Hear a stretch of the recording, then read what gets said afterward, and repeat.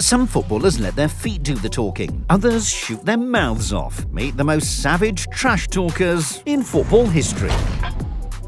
Zlatan Ibrahimovic. As a teenager, Zlatan Ibrahimovic was on the verge of becoming a gooner until Arsene Wenger made a big mistake. While playing for Malmo, Ibrahimovic was highly praised for his performances. Several major clubs around Europe wanted to sign him, and right at the front of the queue was Arsenal. So Wenger decided to invite the 17-year-old to Highbury for a trial. It's 2 decades later, and he still regrets that decision because when Zlatan received the invite, let's just say he wasn't happy. "I turned him down," Ibra said. "Zlatan doesn't do audition." And this was just the beginning because Ibrahimovic has been outspoken for his entire career. When John Carew suggested Zlatan's flicks and tricks were pointless, he replied, "What Carew does with a football, I can do with an orange." But this doesn't compare to what Zlatan's sharp tongue did to Pep Guardiola. He called his former manager a spineless coward. Frustrated with not being deployed properly, he raged at Pep. "You bought a Ferrari, but you drive it like a Fiat." Now Ibrahimovic is 40 and still has his foot on the gas. As the man himself once said,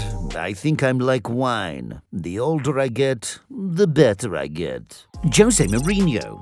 Managers talk smack, and that's nothing new. But in 2015, Jose Mourinho took savagery to a new level. Rafa Benitez's wife once said her husband was used to cleaning up Mourinho's mess, and she thought Mourinho would let that slide.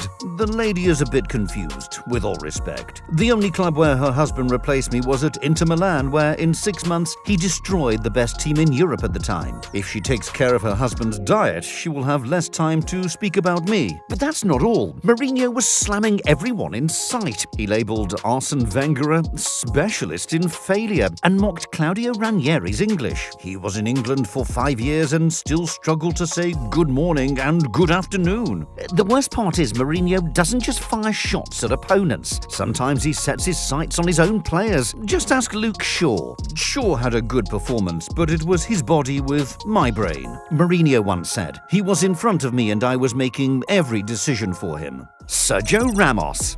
Everyone knows that Sergio Ramos would do anything to win, but you'll be shocked to know exactly who he's prepared to insult in the heat of battle. The game in question took place in 2020. It was Real Madrid versus Inter in the Champions League, and both teams were desperate to win. So when Ramos felt an opponent was faking an injury, he wasn't happy.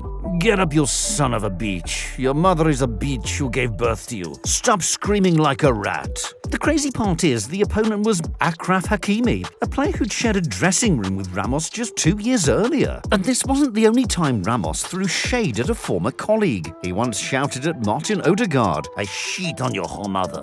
"Oh, he seems nice." Roy Keane.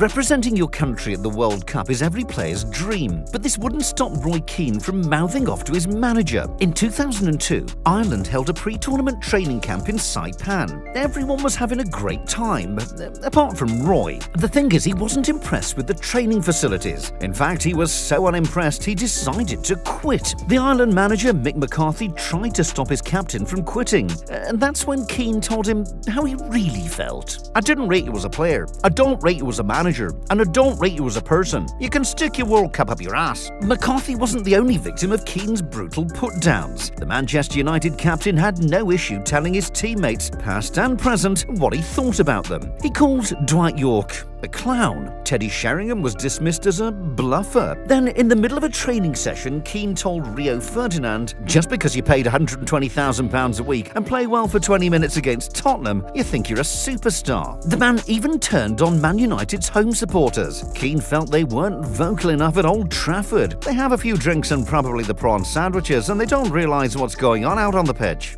Joey Barton.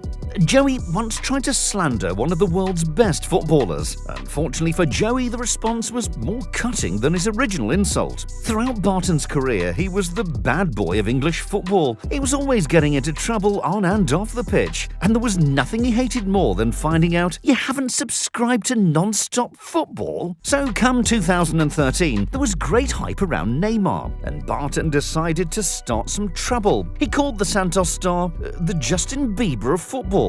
Good on YouTube, but cat piss in reality. He insisted he wouldn't even pay 40 million for him. However, Neymar's reply was magnificent. He could have unleashed a verbal attack on Barton. Instead, he simply said, "I don't know who he is." Neymar wasn't the only Brazilian that Barton insulted. He called Thiago Silva a pussy, a ladyboy, and fat boy. He was happy to slam his fellow countrymen too. Barton labelled Everton's interim manager David Unsworth as a glorified PE teacher and said he was baffled when England appointed Gareth Southgate.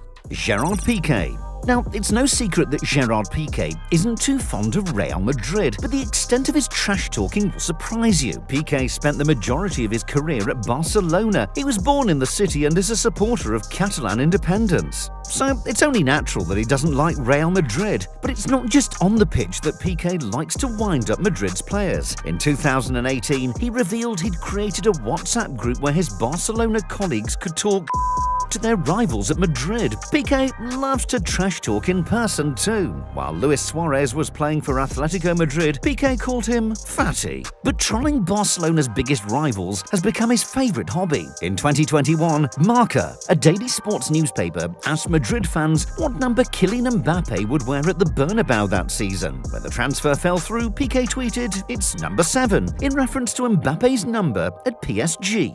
Diego Maradona. Of the players in the GOAT debate, Maradona is by far the most controversial. And you can forget Hand of God, some of Diego's trash talk will make you fall off your chair. His favourite victim was Pelé. The two legends bashed each other for years. When Pelé criticised Argentina for appointing Maradona as manager, Diego said, Pelé should go back to the museum. And when Pelé said Messi would never be as good as he was, Maradona responded that old age is affecting his thought process. Then doubled down when Pelé remarked that Neymar was better than Messi by saying, "It seems Pelé took the wrong medication." Michel Platini's another footballing icon familiar with being slammed by Maradona. Platini is French and he thinks himself as being more than the rest of the world. "I've never paid him any attention, and I won't do it now." Maradona was never afraid to speak his mind to the media either, even as a manager. After Argentina qualified for the 2010 World Cup, he let them have it. To those who did not believe in us, and ladies forgive me, they can suck my... well, you can probably guess the rest. Thanks, Diego. Brian Clough. On his first day as manager of Leeds, Brian Clough did something extraordinary. Everyone was surprised to see Clough replace Don Revie. He'd been highly critical of Leeds in the past, and Revie was his arch nemesis. On his first day of training, the Leeds players expected Clough to tell them to forget his previous criticism. Oh, how wrong they were. Instead, their new manager doubled down. "The first thing you can do for me is throw your medals in the bin because you've never won anything fairly. You've done it all by cheating." At Derby and Nottingham Forest, Clough was such a massive trash talker, Muhammad Ali told him to stop because he was threatening the boxer's reputation as the biggest talker. Clough was such a clever trash talker. He once borrowed one of Ali's famous lines and used it as an insult. Referring to West Ham attacker Trevor Brooking, Clough said, "He floats like a butterfly and stings like one too." No, butterflies do not sting, but Clough's trash talk always did. When asked about himself, his response was, "They say Rome wasn't built in a day, but I wasn't on that particular job." Dani Alves. Jose Mourinho fancies himself as the king of trash talk, but in 2011, Dani Alves gave him a taste of his own medicine. It happened after the Champions League semi-final between Barcelona and Real Madrid. Both legs were extremely ill-tempered. Barcelona won 3-1 on aggregate, and Alves just had to dig at Mourinho. "People talk about him as if he invented football," Alves scoffed. He didn't. Since then, Dani was let go from Barca, but has recently returned for the 2022 season. This doesn't change the fact that he's still salty the club sacked him 6 years earlier. As soon as Alves had the chance to speak on the club's directors, he said, "They didn't have the balls to admit they were wrong to let me go." And then came his "I told you so" moment. During his time in Paris, the right-back slammed his PSG teammates for not listening to him, despite his vast trophy-winning experience. Perhaps you should listen to someone who's already gone through this and base yourself in their experience. I've already won everything and I'm talking about what I've experienced and learned. Based on PSG's recent Champions League finishes, they did not listen and they did not learn. Craig Bellamy. Now, it's never wise to mess with a club legend. Imagine a Tottenham player insulting Harry Kane or someone at Man United slagging off Cristiano Ronaldo. But Craig Bellamy never cared for reputations. When playing for Newcastle, no one questioned Alan Shearer. Well, no one except Bellas. After being loaned out to Celtic, the Welshman sent Shearer a text telling him his legs had gone and that he was past it. Shearer texted back to tell Bellamy he'd knock his block off if he ever set foot in Newcastle again. Then at Liverpool, Bellamy also tangled with John on Reza. The two men argued after Reza refused to sing karaoke on a night out. Bellamy screamed in his face, "I'm gonna kill you, you ginger rhymes with shunt." And it got worse because later that night he tried to attack Reza with a golf club.